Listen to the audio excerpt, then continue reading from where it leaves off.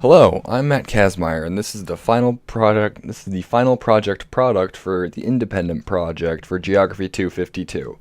It's called Game Green, a research study on the amounts of energy we use. A research study on the amounts of energy we use playing video games. To get started, let's start off with a statement on the brief history on current state of gaming.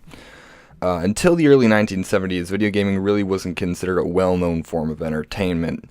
However, with the release of Pong in 1972, video gaming really took the entertainment industry by storm, leading up to the release of other titles such as Space Invaders in 1978 and Mario Bros. In 1983. Given the innovational running start from these classics, today we're able to create and play games that almost make us question our very grasp of reality. And considering how pertinent gaming has become to entertainment today, it's no surprise that more than 40% of homes in America have a gaming console. However, in the excitement of gaming, we often neglect to think about how our gaming habits affect the environment or how we can change our habits to help the environment. And that was the goal of this experiment. I looked into how much energy we use in our gaming consoles and what ways there would be to reduce that amount of energy.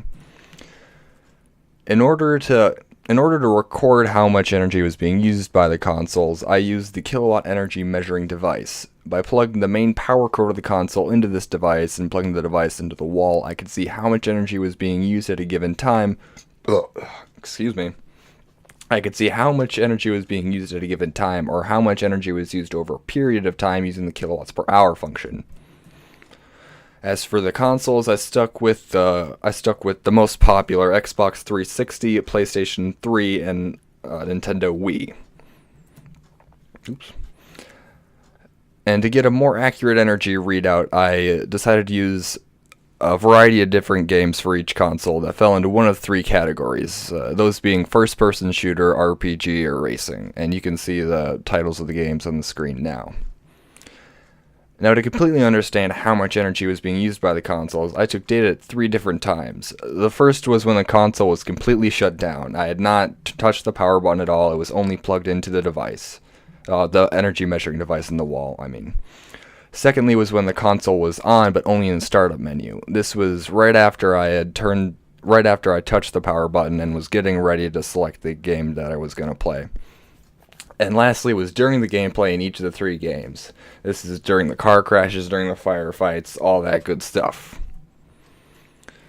And here are the results. As you can see from the title, all the power was taken in terms of watts. Now, as we can see from the graph, the Xbox uses the most amount of energy by a radically large amount, almost double what the PlayStation has every time, and never dipping under 140 watts of energy when turned on. The PlayStation, as I just said, uses about half of the energy that the Xbox did, and it has a relatively stable amount of energy used throughout the three games, the biggest difference only being 16 watts. And then finally, there is the Nintendo Wii, which was the most energy efficient of the three, as you can obviously see. It never went above 14 watts of energy, no matter how much action was going on in the game at any given time. So now let's talk about what the root causes of excessive energy use in gaming consoles are. The first would be when consoles are left running continuously for extended periods of time. This most often happens when a person will pause their game and leave the console running while they go to do something else. Usually this is just to go to the kitchen to make a snack or to go to the bathroom.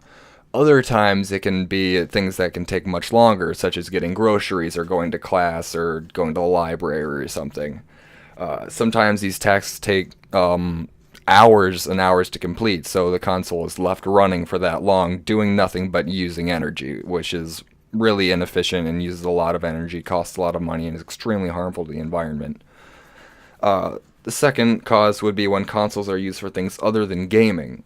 Today, the consoles are considered more entertainment devices than pure gaming consoles because they have the capability of doing so many other things than consoles could in the past. These are things like Skyping with your friends using Xbox Connect or just surfing the web in general and watching movies on Netflix. Lastly would be the physical abuse and neglect of gaming consoles.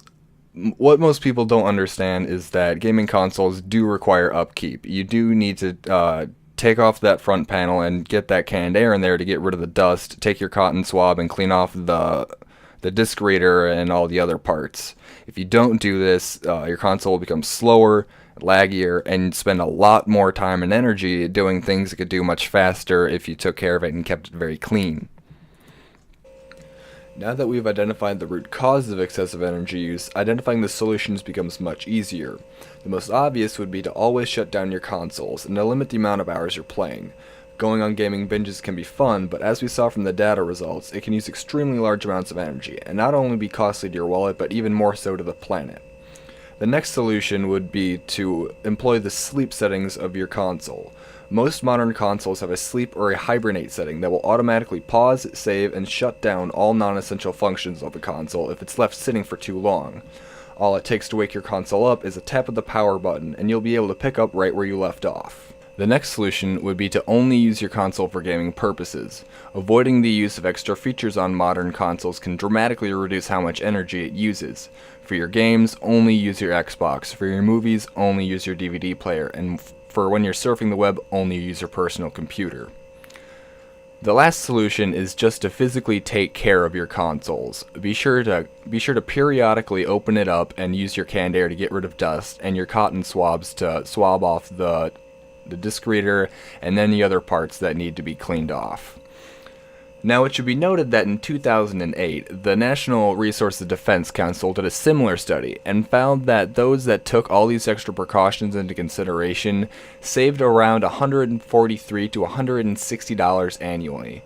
This is money that you can be using to buy more games, buy new consoles, or to just keep your consoles clean and healthy. So in conclusion, we learned that gaming consoles use quite a bit of energy, especially Microsoft products. The Xbox 360 used 140 watts of energy simply by turning it on. Just by hitting the power button, that's 140 watts of energy you're using, and that's quite a bit. But we also learned that the ways to reduce the amount of energy are much simpler than we thought, and they not only lead to financial savings, but they also lead to reduced energy use, which is great for helping the environment, and that's what this whole experiment was all about. Now, it should be noted that these methods aren't just limited to these consoles that were used in the experiment. They can also be used on consoles as old as the Super Nintendo or consoles newer like the Xbox One, PlayStation 4, and the Wii U. And I guess if you want to sum the whole experiment up, it would be to say it's always better to game green.